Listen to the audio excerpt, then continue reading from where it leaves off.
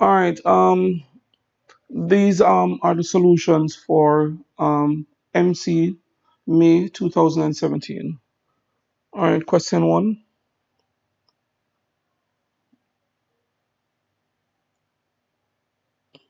Question one.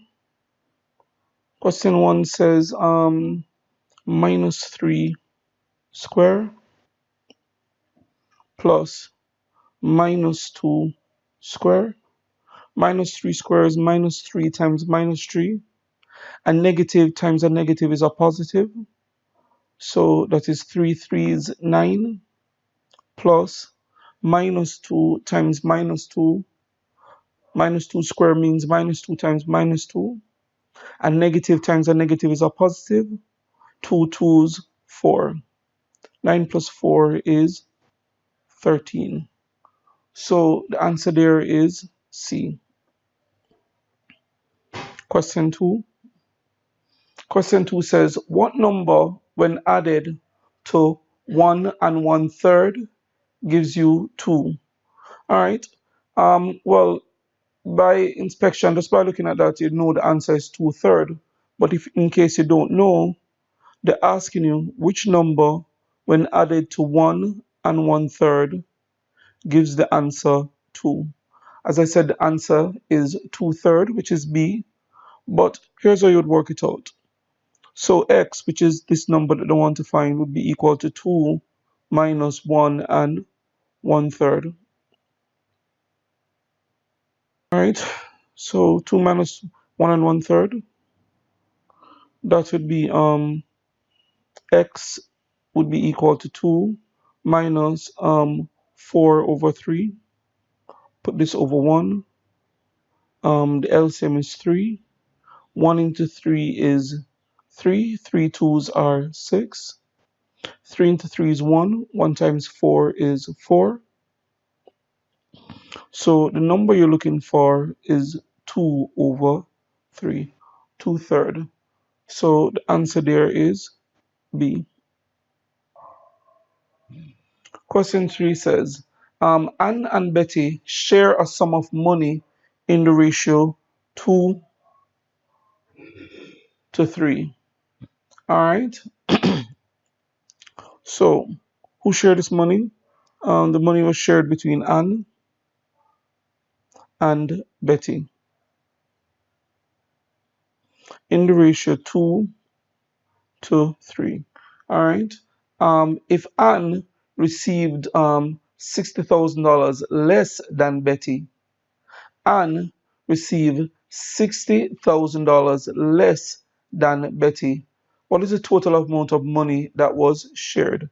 So Anne received $60,000 less than Betty. All right. So Anne received $60,000 less than Betty. First of all, Anne received one share less than Betty. Betty received three parts of the money. Anne received only two parts of the money.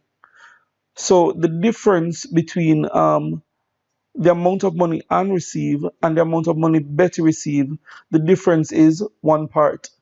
The difference between the amount of money Anne received and Betty received is one part.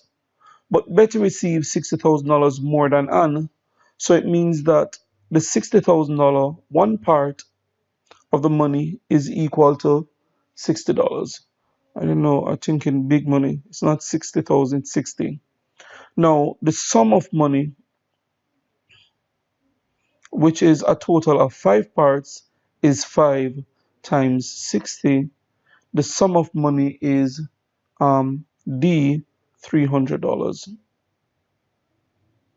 The sum of money is $300.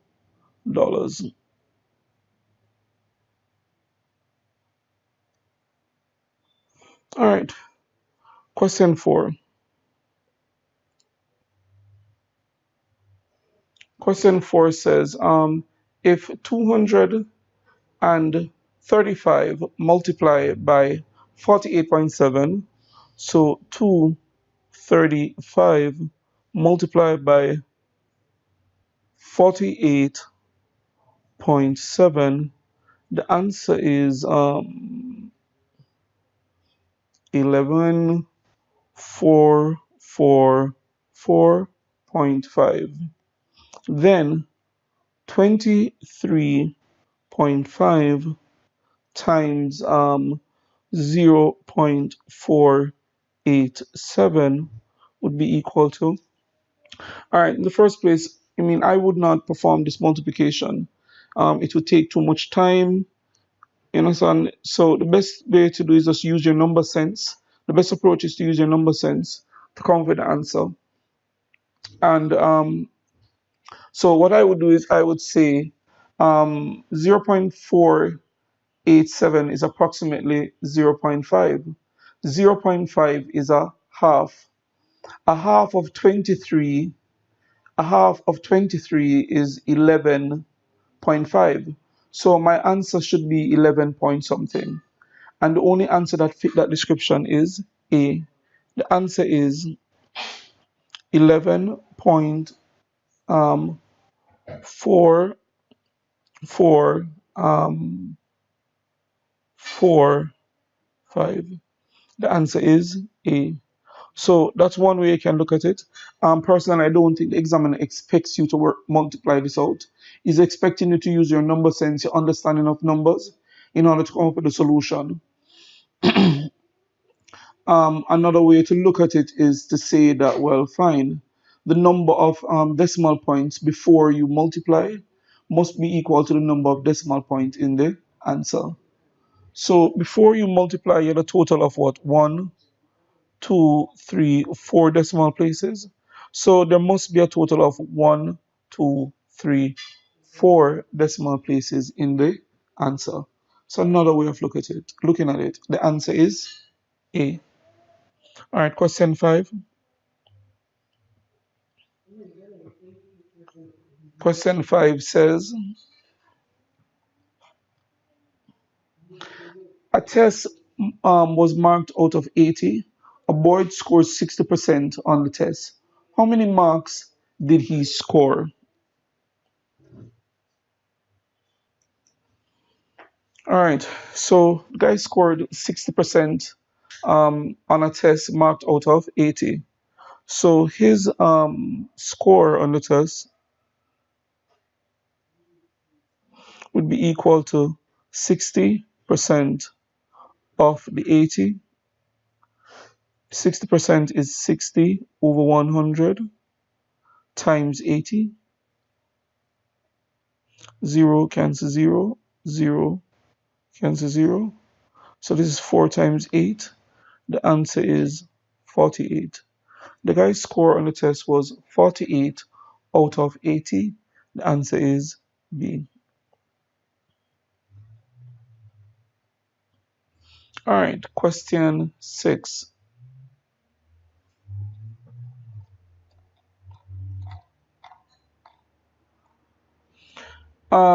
If 30% of a number is 45, what is 4/5 of the number? So this is question 6. Now, if you know a percentage of a number, I know that 30% of the number is 45. All right, so this is what the examiner says. The examiner said to us that 30%, which is 30 over 100, of a number, I don't know what this number is 45. All right. Now, the opposite of multiplication is division. Dividing by 30% is the same as what? Multiplying by what? 100 over 30. So 30% is 30 over 100, but dividing by 30% is the same as multiplying by 30 over 100. So if you know a percentage of a number, to find that number, you have to divide by the percentage. To divide by 30% is the same as multiplying by 100 over 30. So 0 cancel 0. So really what we have is 400 divided by 3. All right, so I know what the number is. Next we're asked what is 4/5 of the number. Oh, it's not 40, it's actually 45. So the number here is 45.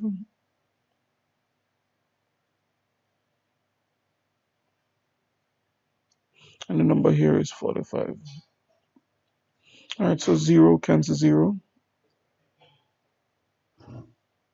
So 3 into 3, 1. 3 into 45 is 15. The number is 150. So I know what the number is. Next we are asked to find what is 4/5 of the number.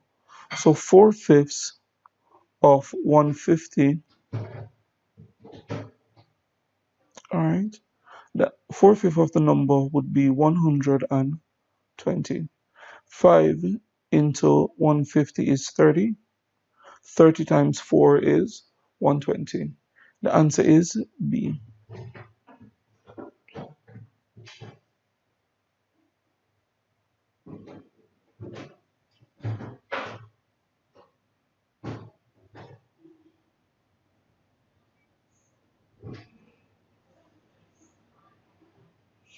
All right.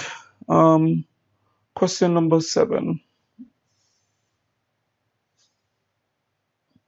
Question number 7 says, what is the value of the digit 2 in the number 48.621?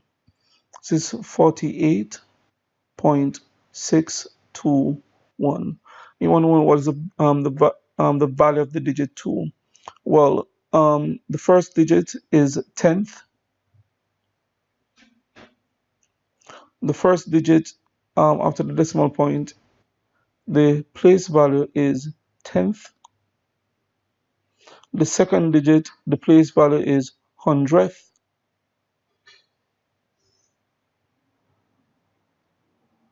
All right.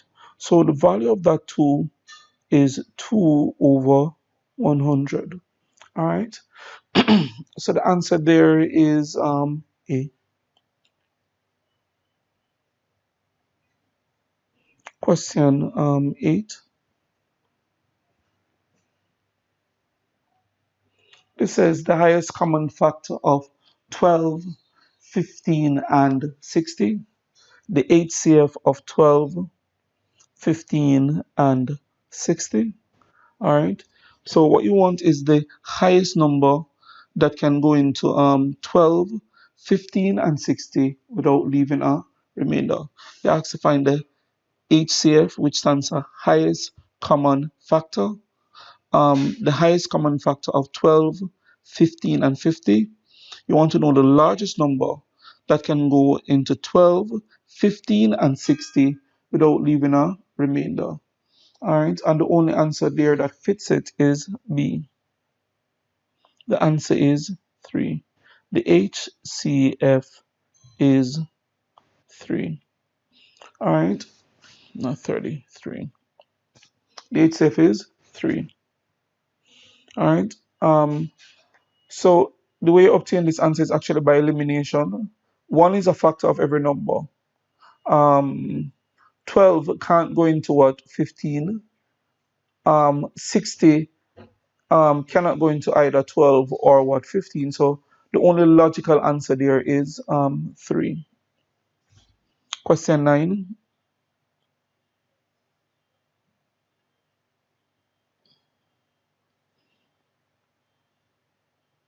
Question 9 says the next term in the sequence, and the sequence is what? 1, 6, 13, 22, 33. All right. So in every sequence, there's some form of pattern to the sequence. Let us see if we can identify this one. So the first term, term 1, is 1. Term 2 is 6, which is actually and 6 minus 1 is 5.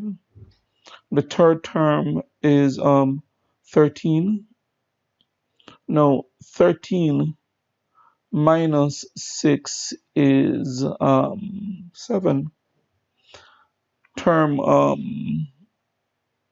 The next term, term 4, is 22, and 22 minus 13 is 9. So basically, the term look as if what we're doing is we're adding consecutive to get from one term to the next, you're adding consecutive odd numbers. To get from one term to the next, you're adding consecutive odd numbers. So the next term, so the term after, alright, so term 5 would be um, 33, which is 33 minus 11 is what?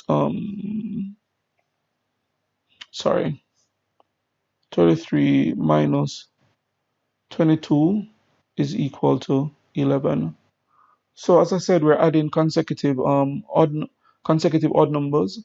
So term 6 would be 33 plus the odd number after 11 is 13. So the answer would be 46. So question number 9, the answer is C. Question 10.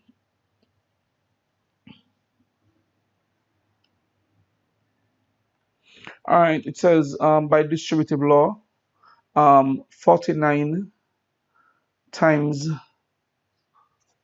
so this is 49 times 17 plus 49 times 3 is the same as saying what? Well, one way to look at it is, well, first of all, the over here and here, what is common is 49. So what we can basically do is to factor out 49.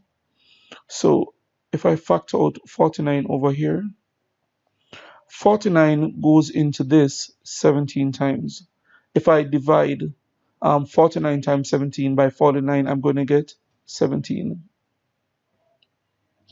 Now, 49 into this goes 3 times. All right.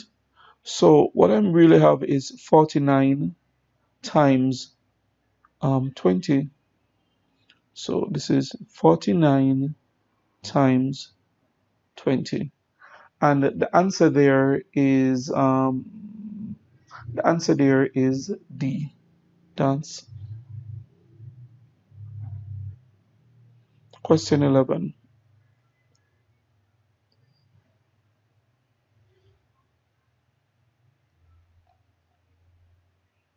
All right, question 11 is sets.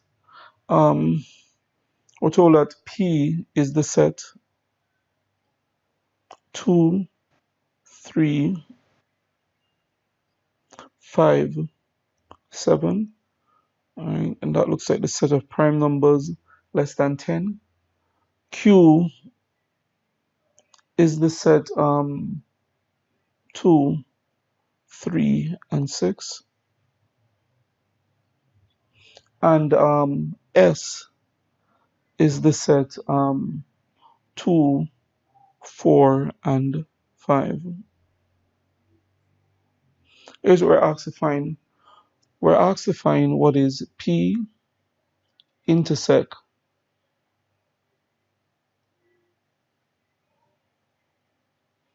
we're asked to find what is P intersect Q intersect S.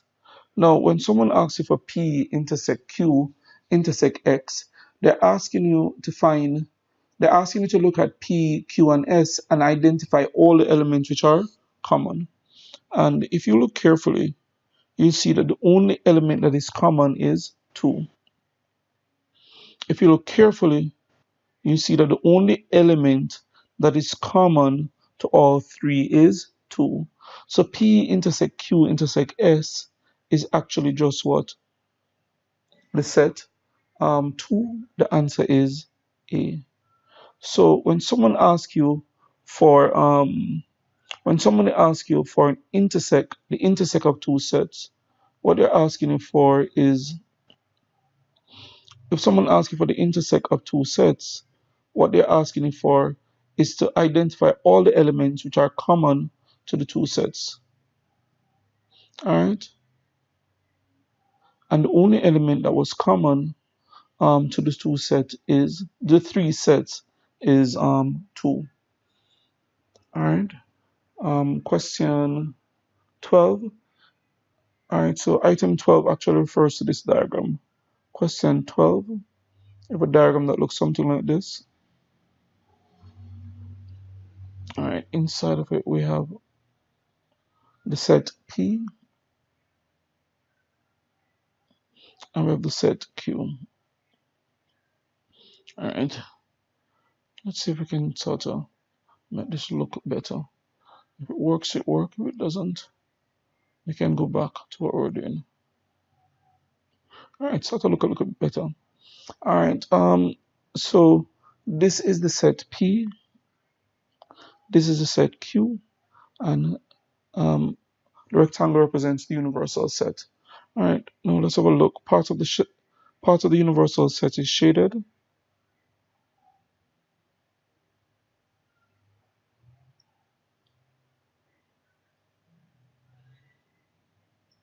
Part of it is shaded. All right. So if we look carefully, we see that the only thing that is not shaded is P. The only thing that is not shaded is P. Um, no, everything that is not P is actually P complement. Question number 12 says, in the Venn diagram, the shaded area represents, well, the simple answer here is that the shaded answer is what? Is P complement. So the answer is A. The shaded region in this diagram is P complement. What is P complement? P complement is the set of all elements within the universal set which is not in P. So if you shade everything that is not in P, if you shade everything that is not P, what you have shaded is P complement. Question 13. It says in a class of 32 students, 12 study music. This says what? 20 study art. What is the least number of students who study both music and art? All right, so let's draw a diagram for this.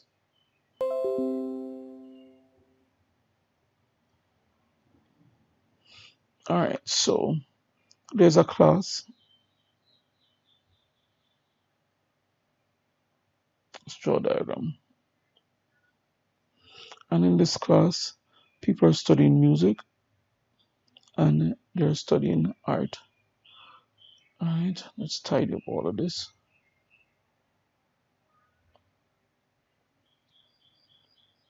Refine shape. All right. So in this class, people are studying music and they're studying art. Universal set. So we're told that 17 study music. So music is what? 17. And 20 study art. So 20 people are studying art. Um, what is the least number of people who study both music and art? So, all right. Here's another thing. This class had 32 students. So the class had 32 students. All right. So what is the least number of students who study both music and art? So these would be the students who study both music and art. Let's call it what? X.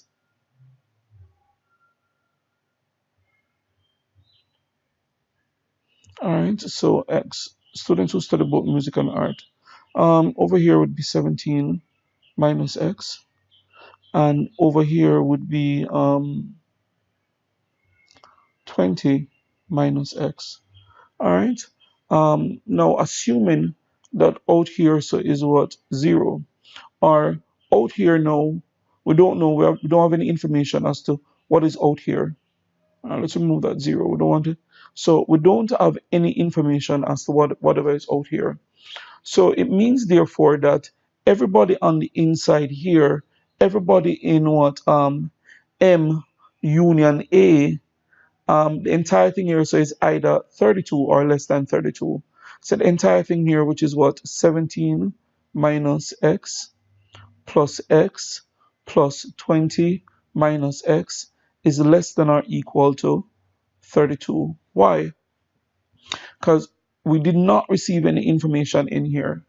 We know that there are what? That there are 32 parcels within the universal set, and we have no information about out here. So we know that therefore, based on the information we have in here, that everybody in here is either is what? 32. The number of persons who study music or art, or both music and art, is either 32 or less than 32. All right, so this goes, so what we have is 37 minus x is less than or equal to 32.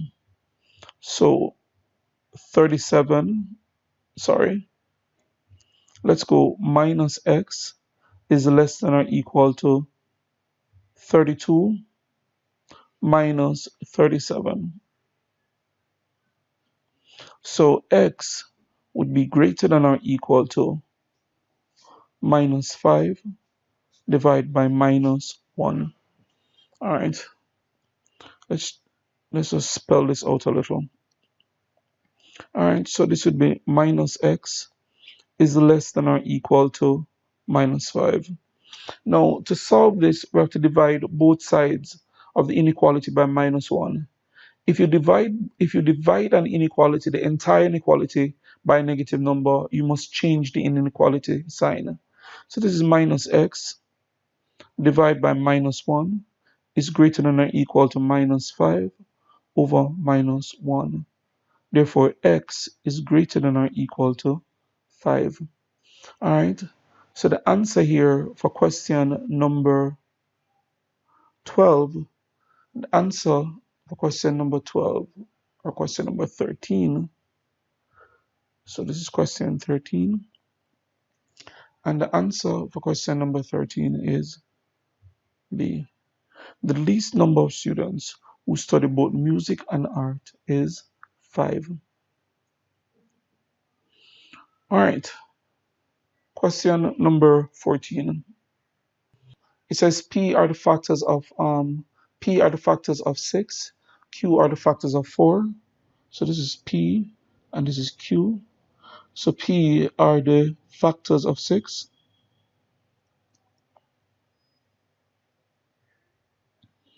and Q are the factors of 4. Then the shaded region represents, so the shaded region is here. All right, so the shaded region represents the set of elements in the universal set which are both factors of 6 and factors of 4. So all right, first of all, let's go with P. P are the factors of 6. The factors of 6 are 1, 2, 3, and 6. The factors and Q are the factors of 4, which is 1, 2, and what? 4. The shaded region is the set of all elements which are common to both P and Q. 1 and 2 are common. So the shaded region, which is P intersect Q, is 1, 2. So the answer for question number 14 is B. Question 15.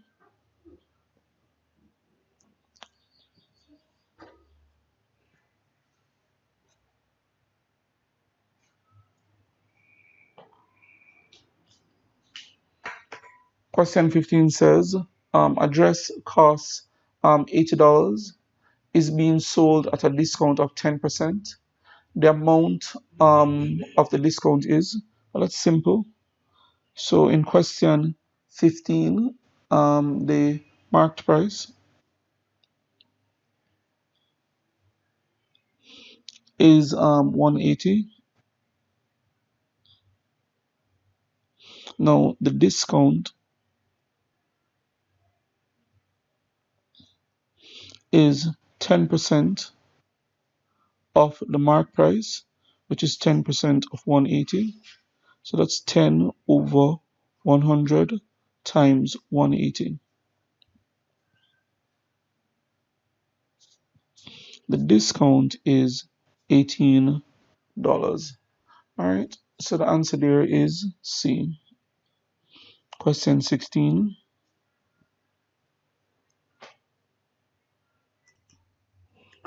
All right, it says the value of a plot of land is $18,000. Land tax is charged at a rate of um, 70 cents per $100 value. What is the total amount of tax paid for the land? All right, this is a rate question. And here we're told that the land tax rate is 70 cents. So that's like 0.7 per $100. All right.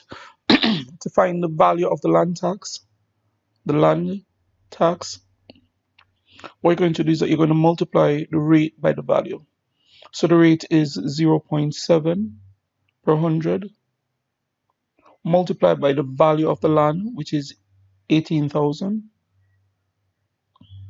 So two zeros cancel two zeros. So this is 0.7 times 180. 0.7 is the same as saying 7 over 10 times 180. 0 cancel 0.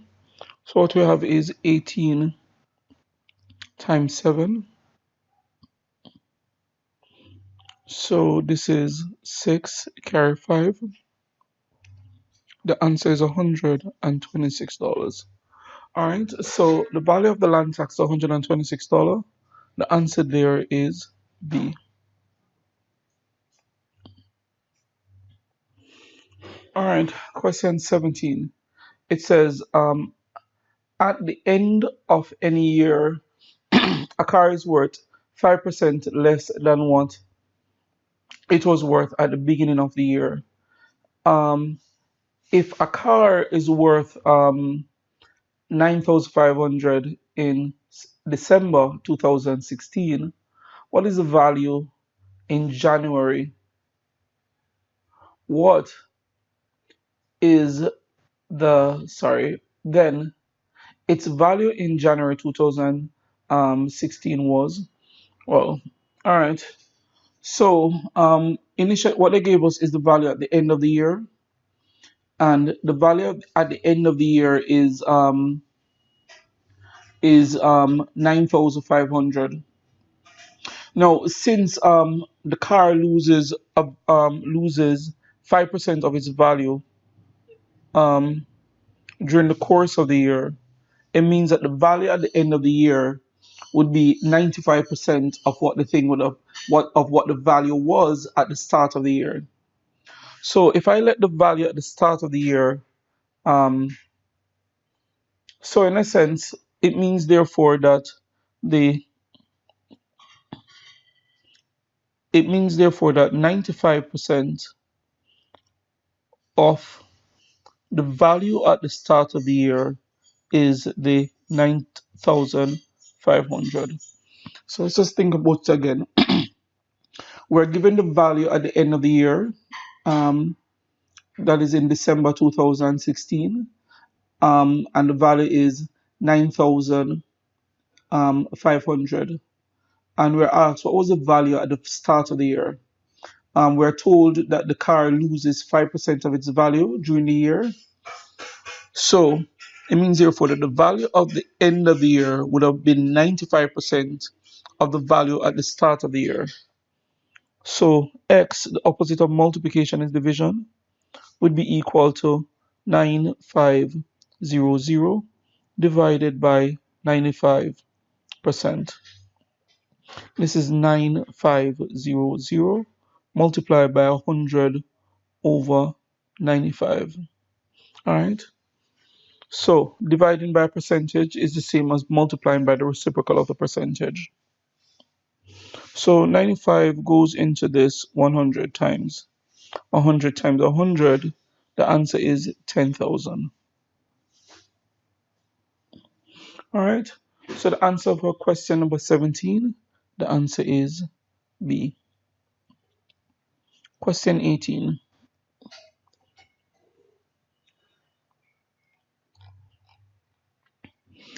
It says a man bought a mobile phone for $800 and sold it for $1,000.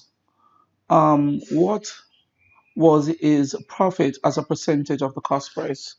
So the cost price is $800,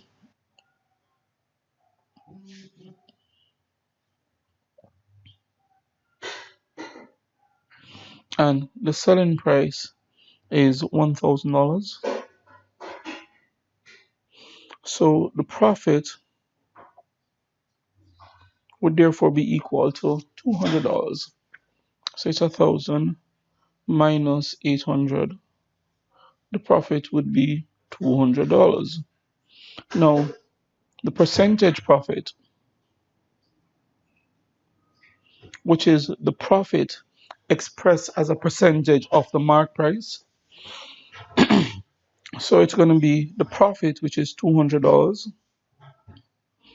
over the mark price, sorry, over the cost price, which is $800, times 100 over 1.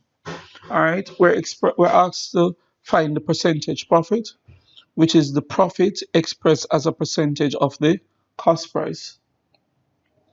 All right, to express one number as a percentage of a second number, we must first write the two numbers as a fraction. The number that comes immediately after the word of must be the denominator. Then you multiply the fraction by 100. All right, so 20 here cancels 20. 8 goes into what? 8 goes into 225 times. So the answer is 25%. All right. So the answer for 18 is D, dance. Question 19. Question 19 says a man's annual salary is $45,000. His tax-free allowance totals $13,000.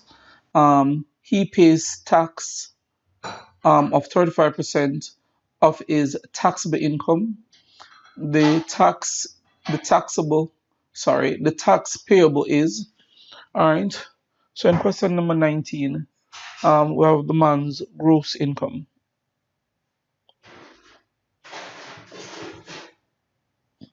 So this gross is before tax. It is 45,000. He receives an allowance, a tax-free allowance of 13,000. So allowance. Now this tax-free allowance means that he's not paying any tax on $13,000 of his income. So the taxable income would be the difference, which would be what? 32,000. So the portion of his income that is taxable is 32,000. Now the tax itself is 35% of the taxable income, which is 32. All right. So zeros cancel 0. So what we have is 320 times 35. 0, 0, 1, 1, 6. 0.0069. Let's add 0.002. Right? Oh, that's there. So our answer is B. All right. Question 20. It says simple interest on a loan of $6,000 for 3 years was $900. What was the rate? The simple interest on a loan of $6,000 for 3 years was $900. What was the rate of interest per annum? All right. I sorry.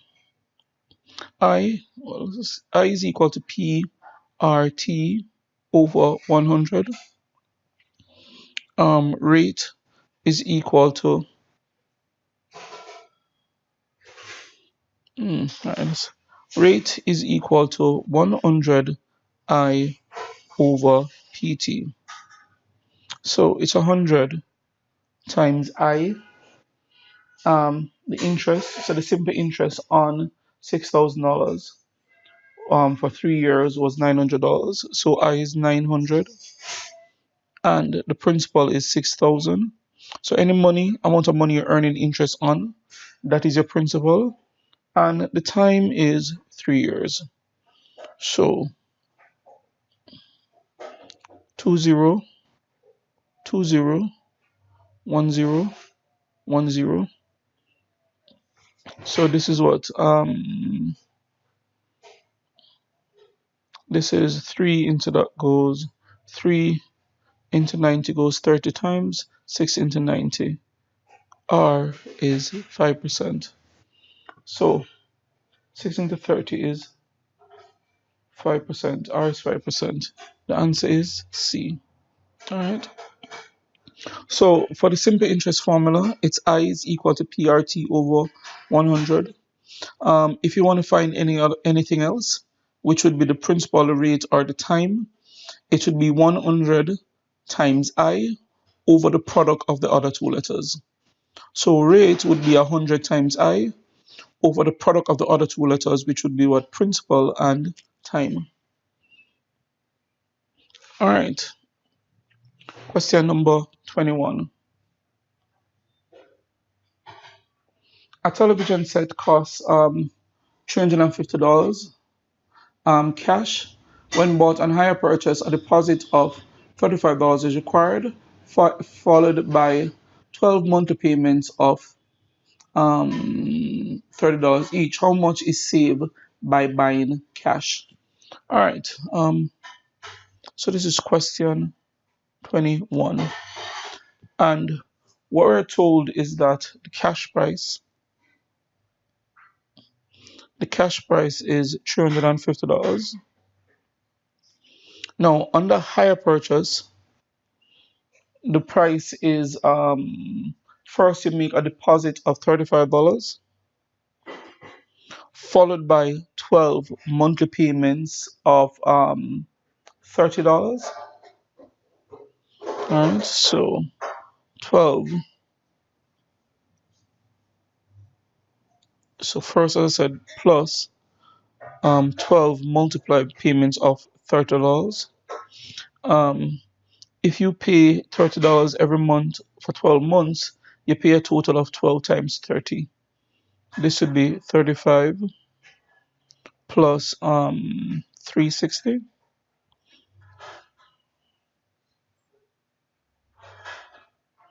So this would be 395.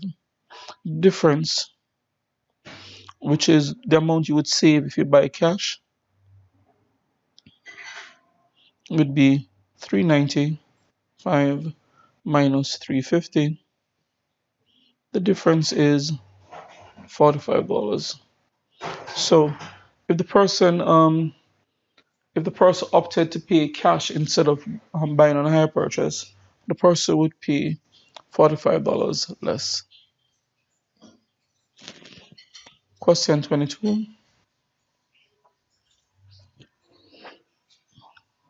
Question 22 says, when bought on hire purchase, a deposit, sorry, let's go for 22.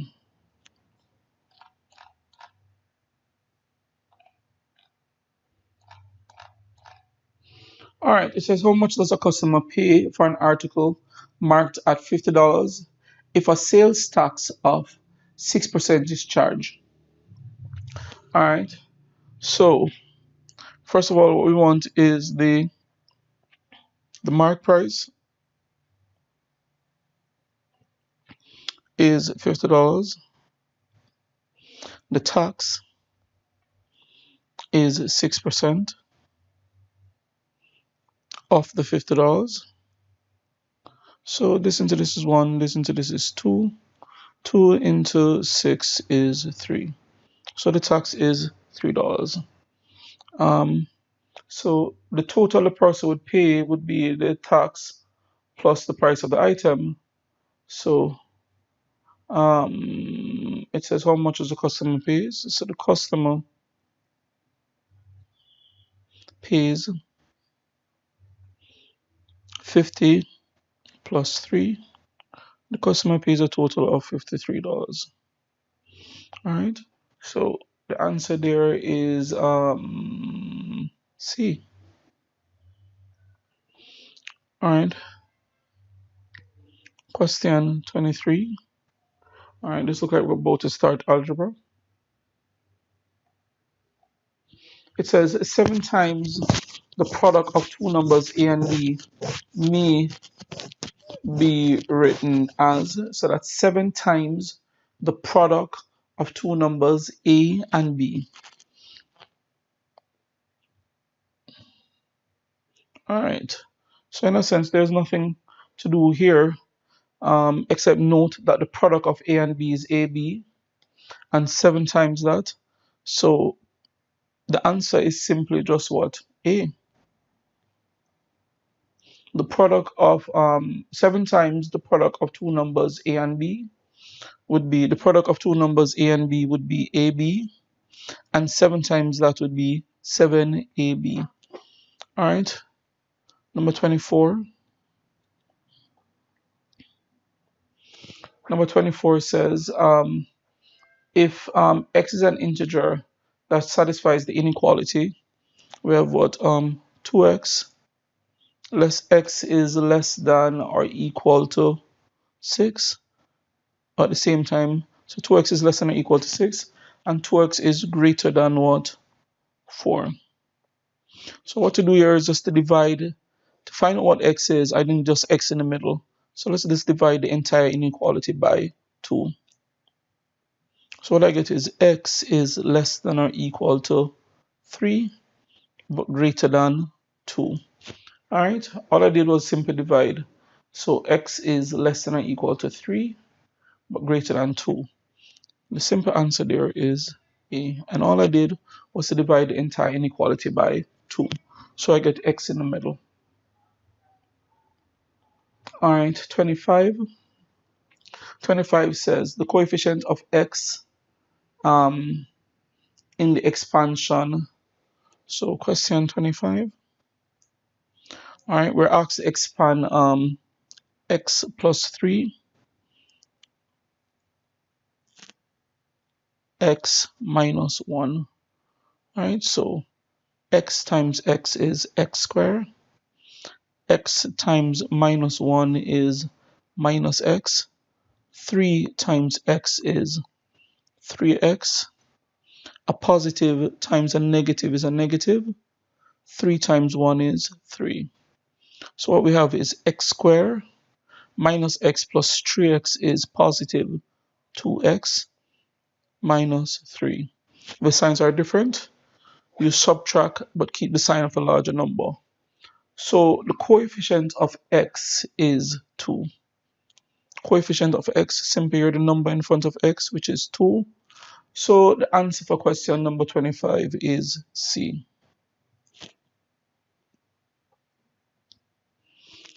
Question 26.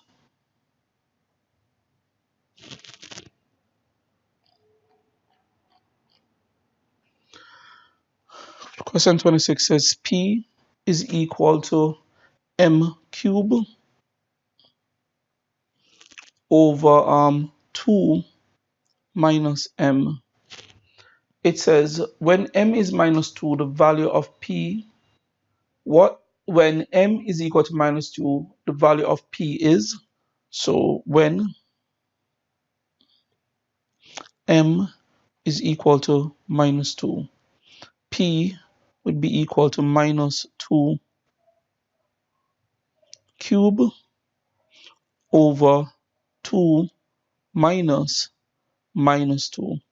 So all I did was took out M and put minus 2. So when I substitute a negative number in an expression, we usually put it in bracket. Minus 2 cube means minus 2 times minus 2 times minus 2, and that gives you minus 8. If you multiply an odd number of negative, your answer is going to come out negative. When you multiply an odd number of negatives, your answer is going to come out negative. Down by the bottom you have what? 2. A negative times a negative is a positive plus 2. So my answer here is minus 8 over 4. A negative divided by a positive is a negative 2. So question number 26.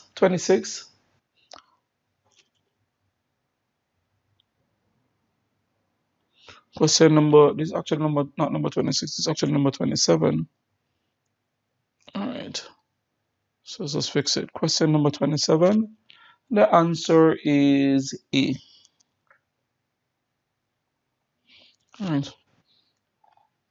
it don't appear as if we did the 26, so let's go back to 26.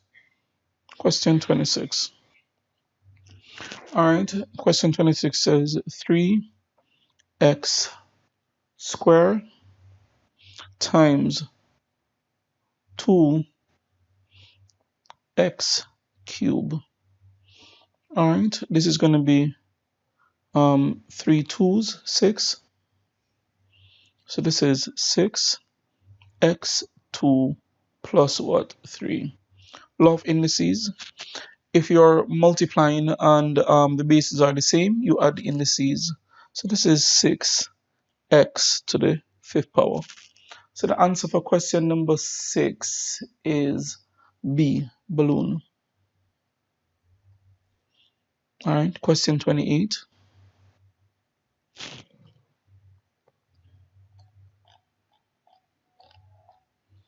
All right, this is binary operation. It says that what? A star B is equal to A divided by B minus 1. So next we're asked to find 7 star 28. Here A corresponds to 7. So on the right hand side, wherever I see A, I'm going to take out A and put 7. B corresponds to 28. So on the right, wherever I see B, I'm going to take out B and put 28. So what we have here is 7 over 28 minus 1.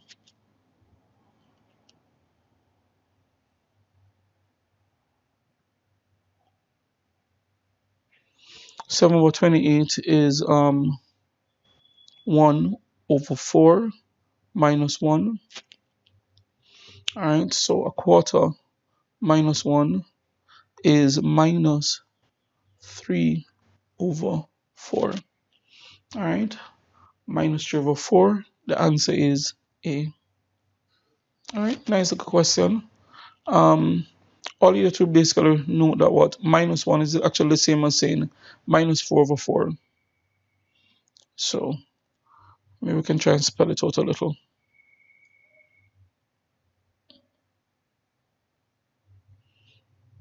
All right, so this would be equal to 1 over 4, because 7 to 7, 1, 7 to 48 is 4, minus 1, which is 1 over 4 minus 4 over 4, which is minus 3 over 4.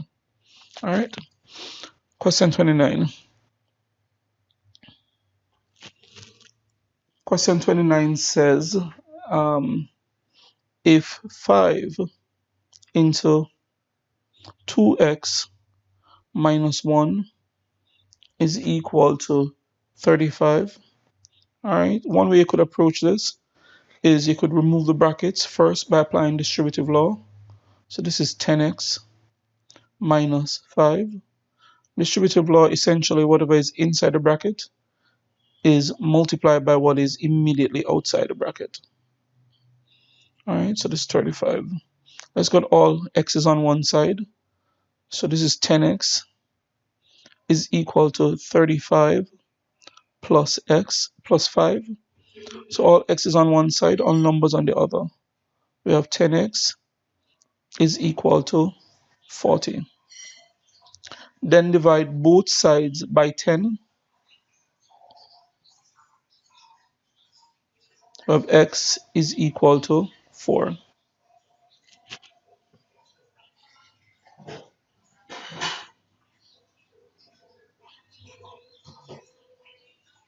All right. So x is equal to 4 would make the answer for question number 9. Question number 29, BD. Question 30.